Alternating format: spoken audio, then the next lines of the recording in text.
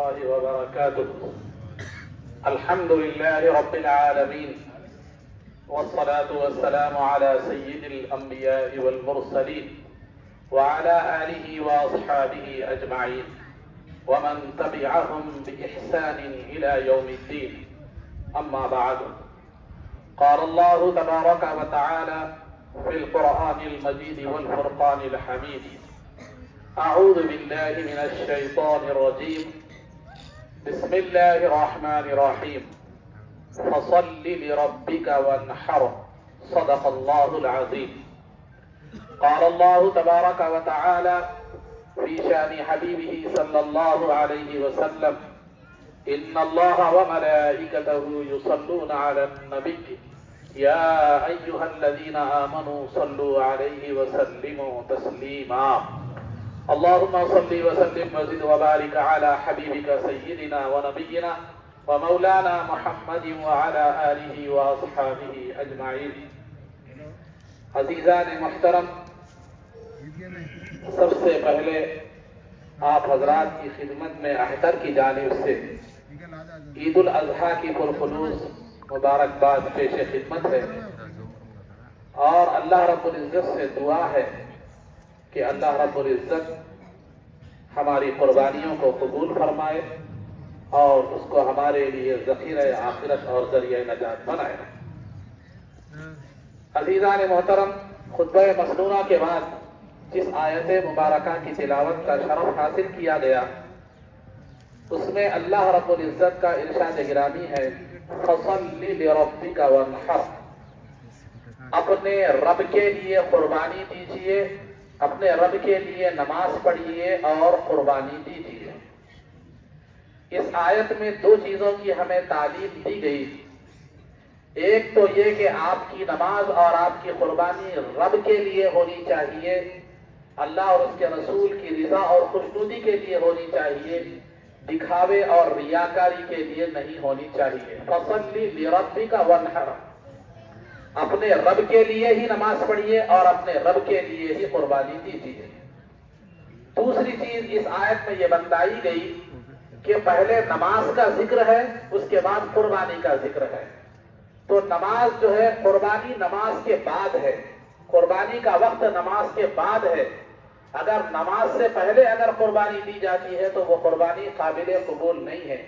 چنانچہ سرکار دو عالم صلی اللہ علیہ وسلم کی سیرت مبارکہ کا ہم جب مطالعہ کرتے ہیں تو ایک بات سامنے آتی ہے کہ سرکار دو عالم صلی اللہ علیہ وسلم کے زمانے میں بعض صحابہ نے جو ہے عید کی نماز سے قبل قربانی دے دی تھی، تو سرکار نے دوبارہ اس قربانی کو دینے کا حکم فرمایا اور عید سے قبل ذبح کیے ہوئے جانور کو قربانی میں شمار نہیں فرمایا۔ تو لہذا قربانی نماز کے بعد ہوگی، نماز سے پہلے نہیں۔ اگر کوئی قربانی نماز سے پہلے دیتا ہے تو وہ قربانی قابل قبول نہیں ہے، بلکہ جو ہے وہ قربانی کا جانور ہی، وہ اس کو قربانی ہی نہیں کہا جاتا اور نہ اس کو قربانی میں شمار کیا جاتا ہے۔ مجھے آج ایک اطلاع ملی، بلکہ کچھ دنوں سے میں دیکھ بھی رہا ہوں کہ جو ہے بہت سے لوگ جو ہے عید کی قربانی، عید کی نماز سے پہلے جو ہے نا قربانی دے رہے ہیں، جبکہ مسئلہ یہ ہے کہ شہر میں اگر کہیں بھی عید کی نماز ہو جائے، عیدگاہ میں ہونا ضروری نہیں ہے، کہیں بھی عید کی نماز ہو جائے تو پھر قربانی دی جا سکتی ہے، خواہ قربانی دینے والا نماز پڑھے یا نہ پڑھے۔ قربانی کی اگر نماز ہو جاتی ہے شہر میں کہیں بھی کسی بھی مقام پر، تو پھر جو ہے نا آپ بہتر صورت خطبے کے بعد آپ قربانی دے سکتے ہیں۔ کہیں بھی نماز ہو گئی، خطبہ ہو گیا، آپ قربانی دے سکتے ہیں، آپ نماز پڑھے یا نہ پڑھے۔ اس صورت میں آپ کو یہ سہولت ہو سکتی ہے کہ آپ قربانی دے کر عیدگاہ پر نماز پڑھنے کے لیے بھی آ سکتے ہیں، یہ بھی گنجائش ہے۔ لیکن آج ہی کا ایک واقعہ میرے سامنے آیا محبوب نگر کا کہ فجر کی نماز سے پہلے قربانی کے جانور کٹ کے تیار ہے۔ ظاہر سی بات ہے یہ قربانی جو ہے بالکل نہیں ہوتی۔ یہ واقعہ آج کا واقعہ بتا رہا ہوں، پرانا سابقہ واقعہ نہیں، آج کا محبوب نگر کا واقعہ بتا رہا ہوں کہ فجر سے پہلے جو ہے نا قربانی ہو چکی تھی اور جو ہے نا قربانی ہو کر فجر کی نماز سے پہلے جانوروں کے حصے بھی بن چکے تھے۔ اس طرح کی قربانی قابل قبول نہیں ہے۔ اور بعض حضرات ایک اہم مسئلہ جو پیش آ رہا ہے بعض لوگ سعودی میں رہتے ہیں اور یہاں پر جو ہے نا کیا کرتے ہیں، کسی کو وکیل یا ذمہ دار بناتے ہیں کہ وہ قربانی دے. جیسے حج پر گئے ہوئے لوگ ہو یا کوئی باہر لوگ ہیں، اپنے رشتے دار باہر رہتے ہیں، وہ یہاں پر قربانی کا جو ہے وہ ذمہ دار کسی کو بنا دیتے ہیں. اب لوگوں میں ایک ذہن یہ پنپ رہا ہے کہ وہاں ہمارا 9 تاریخ یہاں جو عید کی 9 تاریخ ذوالحجہ کی ہوتی ہے، وہاں عید ہو جاتی ہے، تو لہذا وہاں سے پریشر یہ پڑ رہا ہے کہ 9 کو ہی جانور ذبح کر دو، کیونکہ وہاں کی عید تو ہو چکی ہے. کیونکہ وہاں جو صاحب قربانی دے رہے ہیں ان کے پاس تو عید ہو چکی ہے، لہذا 9 کو ہی میرا جانور ذبح کر دیا جائے. وہاں سے یہ فون آ رہے ہیں، یہ پریشر ڈالا جا رہا ہے. یاد رکھیے قربانی میں 2 چیزیں ضروری ہے، ایک تو ذمہ دار بنانے والا ہے اور ایک ذمہ داری لینے والا ہے قربانی کی. تو دونوں کے لیے بھی عید کا دن ہونا ضروری ہے، دونوں کے پاس بھی عید کا دن ہونا ضروری ہے. اگر باہر کا کوئی شخص آپ کو قربانی کا ذمہ دار بنائے تو وہاں بھی عید کا دن ہونا ضروری ہے، یہاں بھی عید کا دن ہونا ضروری ہے. کیونکہ قربانی جو ہے کے لیے 2 چیزیں ضروری ہے. قربانی جو ہے واجب عید کے دن ہوتی ہے، قربانی واجب عید کے دن ہوتی ہے، اور قربانی صحیح بھی عید کے دن ہوتی ہے. قربانی صحیح بھی عید کے دن ہوتی ہے. ٹھیک ہے، وہاں عید کا دن ہو گیا، لیکن جو ہے نا وہاں تو ان پر قربانی واجب ہو گئی، لیکن ابھی یہاں قربانی کا وقت نہیں آیا. تو اگر عید سے پہلے دے دے تو پھر قربانی صحیح نہیں ہوگی. یہ بات عام طور پر ایک مسئلہ یہ پیش آ رہا ہے، اس طرح کا ذہن بن رہا ہے. تو لہذا یاد رکھیے، اگر باہر کوئی رہتے ہیں، آپ کے حاجی صاحب ہو یا آپ کے رشتے دار ہو، جو بھی ہو، اگر وہ قربانی کرنے کی ذمہ داری آپ کو دیتے ہیں تو دونوں جگہ بھی عید کا دن ہونا ضروری ہے. اب یہاں کی عید کے دن اگر آپ قربانی دے دیں تو وہاں جو ہے وہاں بھی عید کے دن ہوتے ہیں، مگر دوسرا دن ہوتا ہے، یہاں پہلا دن ہوتا ہے، قربانی دے سکتے ہیں آپ. تو آپ عید کے یہاں کے حساب سے بتا رہا ہوں، عید کے دن بھی قربانی دے سکتے ہیں، عید کے دوسرے دن بھی باہر والوں کی قربانی آپ دے سکتے ہیں. کیونکہ یہاں دوسرا دن ہوتا ہے، وہاں تیسرا دن ہوتا ہے، ابھی قربانی کے دن باقی ہوتے ہیں. لیکن یہاں کی 9 تاریخ کو بھی آپ قربانی نہیں دے سکتے اور یہاں کی 13 تاریخ کو بھی قربانی آپ نہیں دے سکتے. 9 تاریخ کو اس لیے نہیں دے سکتے کہ یہاں عید کا وقت شروع نہیں ہوتا، قربانی کا وقت شروع نہیں ہوتا. یہاں کی 13 تاریخ کو قربانی اس لیے نہیں دے سکتے کہ وہاں قربانی کے دن ختم ہو گئے ہوتے ہیں، تو لہذا وہاں 14 تاریخ ہوتی ہے. تو لہذا 2 جگہ بھی عید کا دن ہونا ضروری ہے، اس بات کو بھی ذہن میں رکھا جائے. عزیزان محترم، اب دوسری بات یہ ہے کہ جو ہے قربانی کس کو کہتے ہیں؟ قربانی یہ قربان سے ہے، قربان عربی لفظ ہے اور اس کے معنی یہ ہے کہ ما یتقرب به الی اللہ. قربانی کہتے ہیں اس عمل کو یا اس چیز کو جس کے ذریعے سے اللہ کا قرب حاصل کیا جائے، اللہ کی نزدیکی حاصل کی جائے، اللہ کا قرب حاصل کیا جائے، اس کو قربانی کہتے ہیں. تو اللہ کا قرب آپ جان کی قربانی سے بھی دے سکتے ہیں، اولاد کی قربانی سے بھی دے سکتے ہیں، مال کی قربانی سے بھی دے سکتے ہیں، جانور کی قربانی سے بھی اللہ کا قرب آپ حاصل کر سکتے ہیں. لیکن جو ہے نا ہر ایک کے لیے جان جو ہے نا بقرعید کے جو ایام ہیں، بقرعید کے ایام میں شریعت میں یہ حکم ہے کہ اس میں صرف جانور کی قربانی دی جائے گی، اس کے علاوہ دوسری چیز جانور کے بدلے میں کوئی دوسری قربانی، مال کی قربانی یا کوئی اور چیز کی قربانی نہیں دے سکتے، صدقہ وغیرہ نہیں دے سکتے. قربانی دینے کے بعد جانور کی آپ جو چاہے کر سکتے ہیں، صدقہ دے سکتے ہیں وغیرہ وغیرہ. تو لہذا یہ قربانی وہ ہے جس کے ذریعے سے اللہ کا قرب حاصل کیا جائے. تو جان کی قربانی، سرکار کی سیرت کو ہم دیکھیں گے تو صحابہ اکرام نے دین اسلام کی سربلندی کے لیے اپنی جان کو پیش کر دیا. اور جو ہے نا مال کی قربانی، صحابہ اکرام نے دین اسلام کی خاطر اپنے مال کو بھی پیش کر دیا. اور اولاد کی قربانی، صحابہ اکرام نے اولاد کو بھی قربان کر دیا. اور وطن کی قربانی، دین اسلام کے لیے مکہ مکرمہ کو چھوڑ کر مدینہ منورہ چلے گئے. اور جو ہے نا مال کی قربانی، ہر طرح کی قربانی، وقت کی قربانی، وقت کی قربانی بھی ایک قربانی ہے. اصحاب صفہ ایک جماعت تھی جس میں صحابہ اکرام تھے، وہ پوری زندگی کو اپنی اس لیے صرف کر دیے تھے کہ سرکار کی احادیث سنیں، جمع کریں اور اس کو پھیلائیں. تو انہوں نے اپنے ساری زندگی کو قربان کر دیا تھا علم دین اور حدیث شریف کی اشاعت کے لیے، دین اسلام اور شریعت کے لیے. تو اور عزیزان محترم، اور نفس کی قربانی بھی ہوتی ہے. نفس کی قربانی، اصل تمام قربانیوں میں سب سے اہم ترین جو قربانی ہے وہ نفس کی قربانی ہے. یہ قربانی جو جانور کی ہے اس کے 3 دن ہوتے ہیں، لیکن نفس کی قربانی پورا سال ہوتی ہے. نفس کی قربانی کیا مطلب؟ نفس کی قربانی کا مطلب یہ ہے کہ نفس کو شریعت کے تابع کر دینا یہ نفس کی قربانی ہے. شریعت کو نفس کے تابع کرنے کی کوشش نہیں کرنی چاہیے. آج مسلمانوں میں ایک مزاج بن رہا ہے کہ شریعت کے احکام نہیں، میرے جو سمجھ میں آ گیا وہ صحیح ہے. اب شریعت کا مسئلہ کچھ بھی ہو معلوم کرنے کی بھی ہمیں زحمت نہیں ہو رہی ہے. تو یاد رکھیے، جو آدمی شریعت پر نفس کو ترجیح دیتا ہے، شریعت پر خواہش کو ترجیح دیتا ہے، اس کے تعلق سے قرآن میں بتایا گیا وَلَا تُطِعْ مَنْ أَغْفَلْنَا قَلْبَهُ عَنْ ذِكْرِنَا وَاتَّبَعَ هَوَاهُ وَكَانَ أَمْرُهُ فُرُطًا.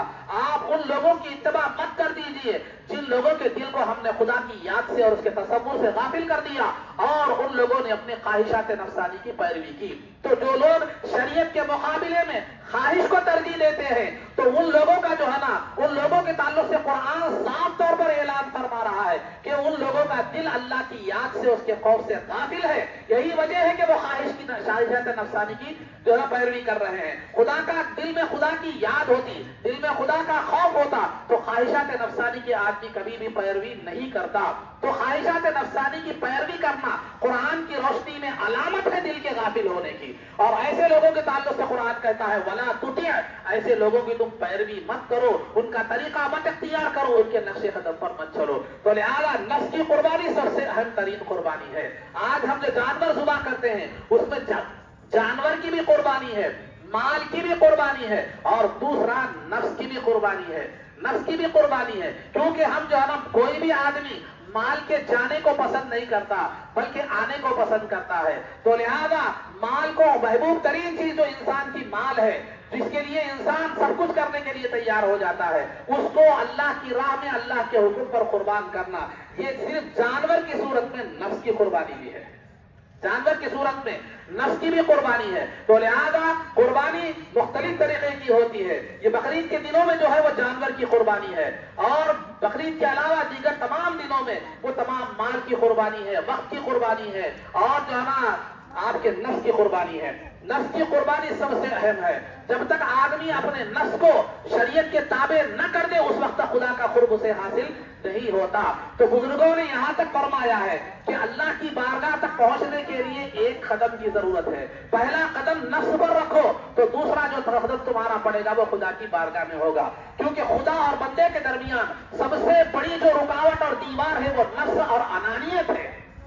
نفس اور انانیت ہے، میں پن ہے، میں پن. تو لہذا بندہ جب وہ میں پن کو خدا کے تابع کر دیتا ہے، میں نہیں بلکہ خدا کا جو حکم ہے وہی ہے، خدا جو کہے وہ ہے، شریعت جو کہے وہ ہے، جب نفس کو خدا کے تابع کر دیتا ہے تو پھر اب جو ہے نا خدا اور اس کے درمیان کوئی چیز حائل نہیں ہوتی، خدا کا قرب اسے حاصل ہوتا ہے.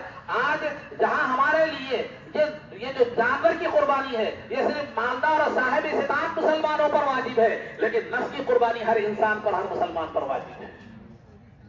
تو نفس کی قربانی ضروری ہے. آج ہماری زندگی کے ہر معاملات میں، خواہ وہ عبادات ہو یا معاملات ہو، اس میں ہمیں نفس کے تابع نہیں ہونا چاہیے، شریعت کے تابع ہونا چاہیے. ہمیں یہ دیکھنا ہے کہ شریعت کیا کہتی ہے، نفس کیا کہتا ہے، یہ نہیں دیکھنا چاہیے. لیکن ہمارے اندر اس معاملے میں بہت زیادہ جرأت پائی جاتی ہے، خواہ وہ قربانی کا معاملہ ہو، نماز کا معاملہ ہو، انتظامات مساجد کی انتظامات کا معاملہ ہو، یا کوئی بھی دینی جو ہے نا معاملات ہوں، اس میں ہم جو ہے نا شریعت کو نہیں دیکھتے. علماء سے مشورہ لینے کی ہمارے پاس وقت اور جو ہے نا وہ وقت نہیں ہوتا، بلکہ ہمیں جو سمجھ میں آتا ہے وہ کرتے ہیں. نتیجتاً جیسے کیا ہوتا ہے، جیسے میں نے ابھی بتلایا، آج فجر سے پہلے قربانی ہو گئی تو جو ہے نا یہ اعمال ضائع ہو جاتے ہیں. تو الغرض عزیزان محترم، بتانا یہ ہے نفس کی قربانی سب سے اہم ترین قربانی ہے، اور جب تک انسان اپنے نفس کو قربان نہ کرے وہ خالق تک نہیں مل سکتا. کیونکہ اس کے اور خالق کے درمیان جو اہم دیوار ہے وہ ہے انسان کا نفس، اس کی انانیت، اس کا میں پن. چونکہ وقت ہو چکا ہے، آخر میں آپ کے سامنے ایک ضروری بات بتاتا چلوں. جو ہے نا مسلمان جو ہے دنیا میں، مسلمان جب بقرعید کا موقع آتا ہے یا حج کا موقع آتا ہے، 10 ذوالحجہ کو لاکھوں کی تعداد میں جو ہے نا جانور ذبح ہوتے ہیں، لاکھوں کی تعداد میں جانور ذبح کیے جاتے ہیں. بلکہ ایک سروے کے مطابق دنیا میں ہر سال صرف بقرعید کو 3 کروڑ سے زیادہ جانور ذبح ہوتے ہیں. 3 کروڑ سے زیادہ جانور ذبح ہوتے ہیں. پھر وہ لاکھوں کی تعداد میں وہ حج کے موقع پر جو قربانی ہوتی ہے وہ بقرعید کی قربانی سے علیحدہ ہوتی ہے، وہ اس کو شکرانے کی قربانی کہتے ہیں، جو 10 ذوالحجہ کو مینا میں جو ہے نا کی جاتی ہے حجاج اکرام کی طرف سے۔ تو عزیزان محترم، لاکھوں کی تعداد میں قربانیاں، کروڑوں کی تعداد میں قربانیاں ہوتی ہیں۔ تو بعض نادان لوگوں کا یہ کہنا ہے، جو اسلام دشمن طاقتیں ہیں ان کا کہنا ہے کہ قربانی جو مسلمان دیتے ہیں گویا وہ نسل کشی ہے اور بکرے اور جو ہے نا بڑے جانوروں کی نسل کو ختم کرنا ہے۔ یہ ایک اعتراض اٹھایا جاتا ہے قربانی پر، اور ایک جو ہے نا سوال کیا جاتا ہے اسلام کے اس حکم کو جو ہے نا یہ جانوروں کی نسل کشی پر مبنی جو ہے نا قرار دیا جاتا ہے۔ لیکن میں آپ کو بتلاتا چلوں کہ جو ہے نا اللہ رب العزت یہ جانور کی قربانی دینے کا حکم کس نے دیا؟ اللہ رب العزت ہی نے دیا، اور پھر جب اس نے حکم دیا ہے تو پھر جانور فراہم بھی وہی کرے گا۔ اگر حکم تو دے لیکن جانور فراہم نہ کرے، یہ اللہ کی شان کے خلاف ہے۔ میں ایک مثال کے طور پر آپ کے سامنے بتاتا چلوں، آپ کو گھر بنانا ہے، آپ نے انجینئر کو بلایا اور میستری کو بلا کر کہا کہ گھر بنا دے، میرا یہ گھر بنا دے، اور آپ نے نہ اس کو مٹیریل فراہم کیا اور نہ پیسے دیے اس کو، تو میستری یا انجینئر کہے گا صاحب آپ تو گھر بنانے کا کہہ رہے ہیں لیکن ہمیں نہ پیسے دے رہے ہیں کہ مٹیریل لایا جائے، نہ مٹیریل دے رہے ہیں، گھر کیسے بنائے؟ تو جو ہے نا آپ گھر بنانے کا حکم تو دے رہے ہیں لیکن اس کے لیے ضرورت درکار جو ہے نا سامان فراہم نہیں کر رہے ہیں، رقم فراہم نہیں کر رہے ہیں، تو دنیا اس کو کوئی سنجیدہ آدمی نہیں کہتی۔ تو بلا تشبیہ و تمثیل اللہ رب العزت قربانی کا حکم دے اور پھر قربانی کے جانور فراہم نہ کرے تو پھر یہ اللہ کی شان کے خلاف ہے۔ تو حکم دیا ہے تو فراہم بھی وہی کرے گا، یہ کیونکہ اللہ کا اعلان ہے وَمَا أَنفَقْتُم مِّن خَيْرٍ فَهُوَ يُخْلِفُهُ، تم اللہ کی راہ میں جو بھی قربان کرتے ہو یا خرچ کرتے ہو اللہ اس کا نعم البدل تمہیں عطا فرماتا ہے۔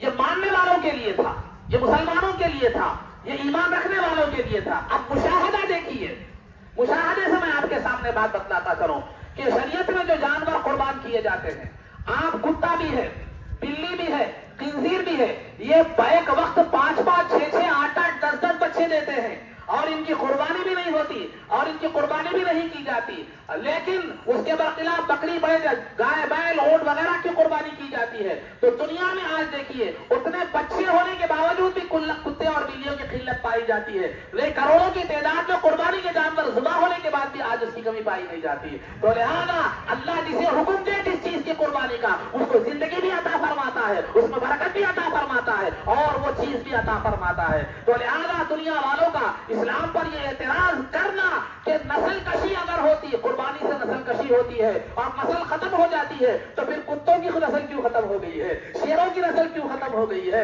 اور بلیوں کی نسل کیوں کم ہو رہی ہے جبکہ تو اس کی قربانی نہیں دی جاتی؟ تو نتیجہ مشاہدے سے یہ بات ثابت ہے اور تجربے سے یہ بات ثابت ہے کہ اللہ کی راہ میں جو جانور یا جو پیسہ جو چیز قربان کر دی جاتی ہے اللہ اس کو ختم نہیں کرتا، اس میں خیر و برکت ہوتی ہے، اس میں خیر و برکت ہوتی ہے۔ اللہ رب العزت نے جب حکم دیا ہے تو انتظام کرنے والا بھی وہی ہے۔ تو عزیزان محترم، تو یہ قربانی یہ جو ہے نا نسل کشی نہیں ہے، نسل میں خیر و برکت کا ذریعہ ہے، نسل میں خیر و برکت کا ذریعہ ہے۔ تو عزیزان محترم یہ اعتراضات ہوتے رہیں گے۔ اور آخری بات، میں انسان قربانی کب دیتا ہے، انسان کے لیے قربانی دینا کب آسان ہوتا ہے، خواہ وہ مالی قربانی ہو یا جو ہے نا نفس کی قربانی ہو، جو بھی ہو، تو قربانی قربانی جب انسان دیتا ہے اس کے لیے قربانی دینا آسان کب ہوتا ہے؟ دو چیزیں ضروری ہیں، معرفت اور محبت۔ معرفت اور محبت، جب خدا کی معرفت ہو، شریعت کی معرفت ہو، شریعت کی پہچان ہو، اللہ اور اس کے رسول کی اہمیت کی پہچان ہو، اللہ اور اس کے رسول کے حکم کی اہمیت جب پیش نظر ہو تو پھر لہذا ان سے محبت بھی ہوگی، اور معرفت اور محبت جب ہوتی ہے تو اس کے لیے قربان کرنا آسان ہو جاتا ہے۔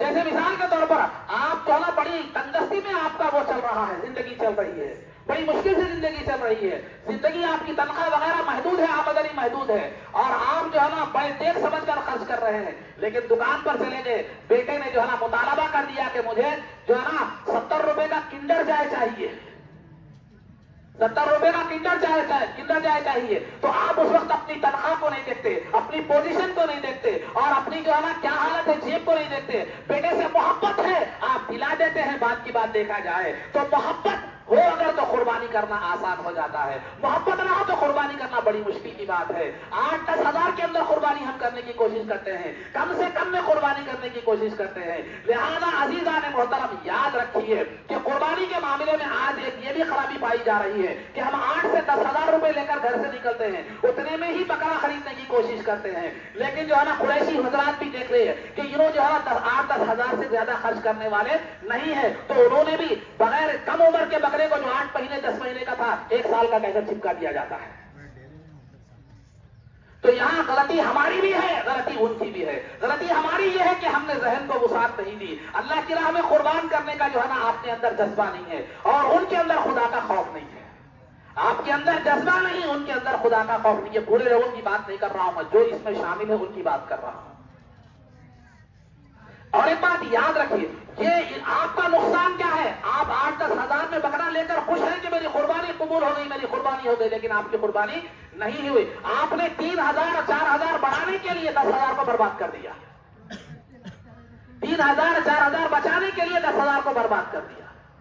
और उन्होंने 3-4 हजार कमाने के लिए झूठ भी कहा, धोखा भी दिया, हराम की कमाई भी कमाई, जिससे औलाद फर्मा बरदार नहीं, बीवी से खुशी नसीब नहीं, जिंदगी में खैर बरकत नहीं, फिर आखिरत का टोकरा अलग है। और फिर साथ ही साथ उन्होंने आपकी इबादत को भी खराब करने की जरूरत नहीं।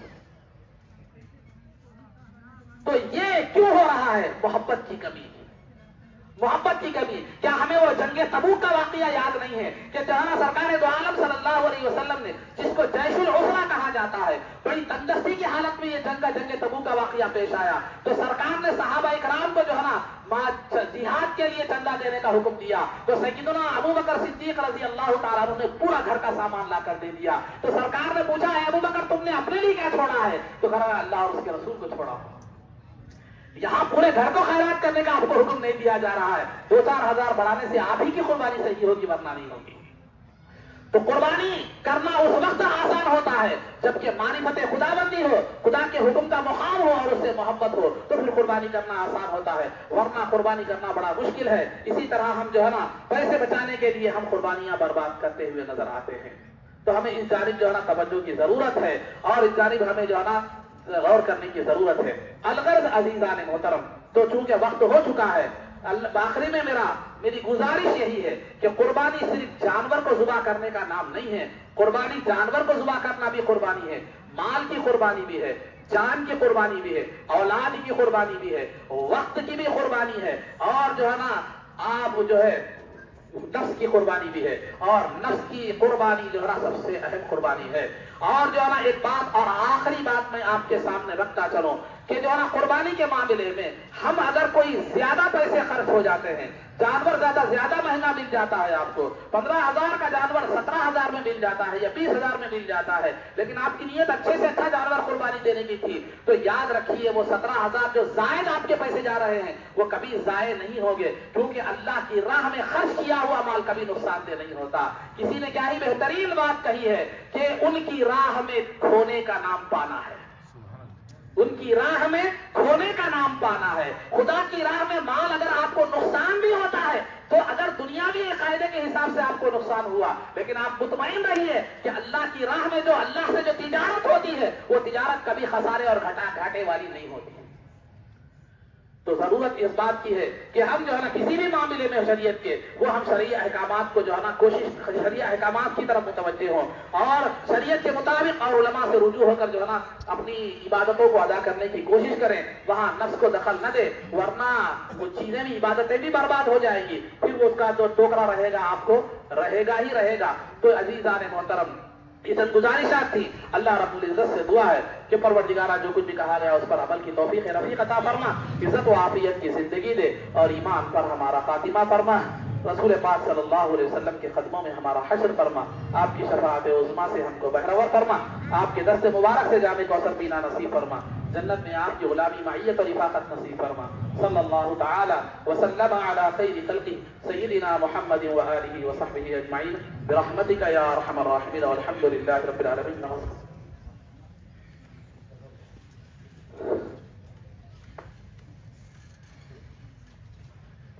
नमाज का तरीका समाज फरमाइए। किसी भी इबादत के लिए, इबादत मकसूदा के लिए नीयत का होना जरूरी है। नीयत कहते हैं दिल के इरादे को, दिल में इरादा हो तो काफी है, जबान से कह ले तो बेहतर है, अगर जबान से ना भी कहें, दिल में इरादा हो तो जो है ना काफी है।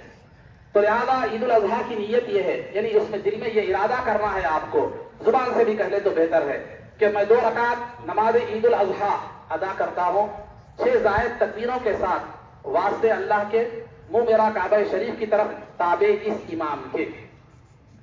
2 रकात नमाज ईद उल अजहा अदा करता हूँ 6 जायद तकबीरों के साथ, वास्ते अल्लाह के, मुंह मेरा काबा शरीफ की तरफ, ताबे इस इमाम की। इतनी लंबी अगर बात बोलने भी नहीं आ रही तो आप 2 अल्फाज भी कह सकते हैं, मैं नमाज ईद उल अजहा अदा करता हूँ ताबे, वास्ते अल्लाह के, ताबे इस इमाम की।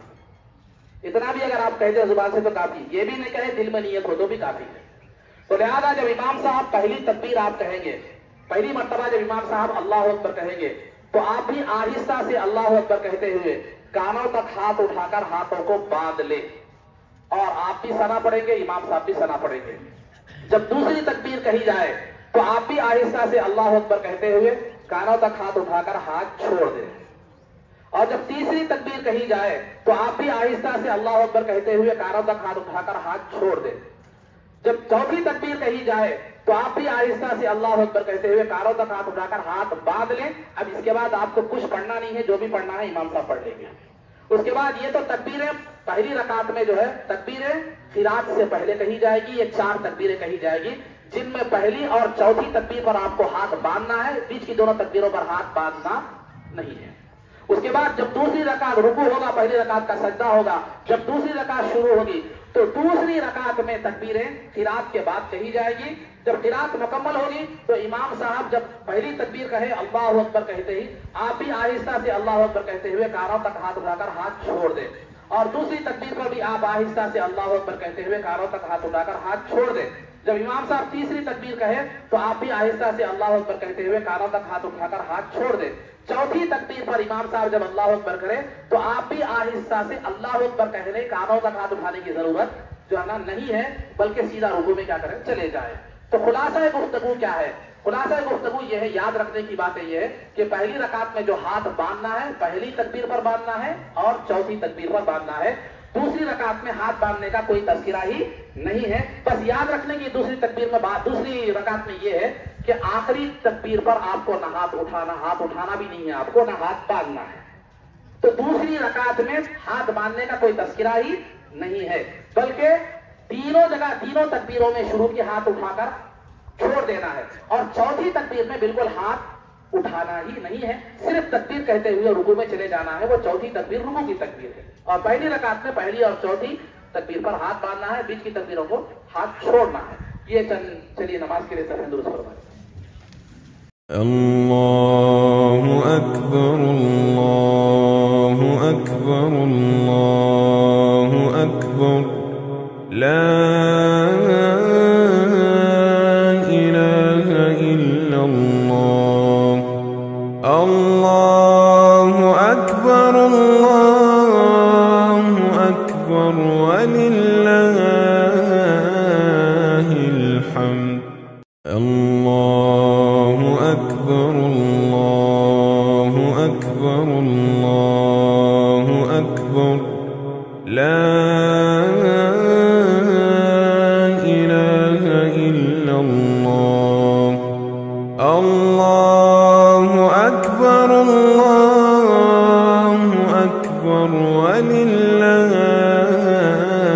वलिल्लाहिल हम्द अल्लाहु अकबर अल्लाहु अकबर ला इलाहा इल्लल्लाह अल्लाहु अकबर वलिल्लाहिल हम्द अल्लाहु अकबर अल्लाहु अकबर वलिल्लाहिल हम्द अल्लाहु अकबर अल्लाहु अकबर वलिल्लाहिल हम्द अल्लाहु अकबर अल्लाहु अकबर वलिल्लाहिल हम्द अल्लाहु अकबर अल्लाहु अकबर الله أكبر لا إله إلا الله الله أكبر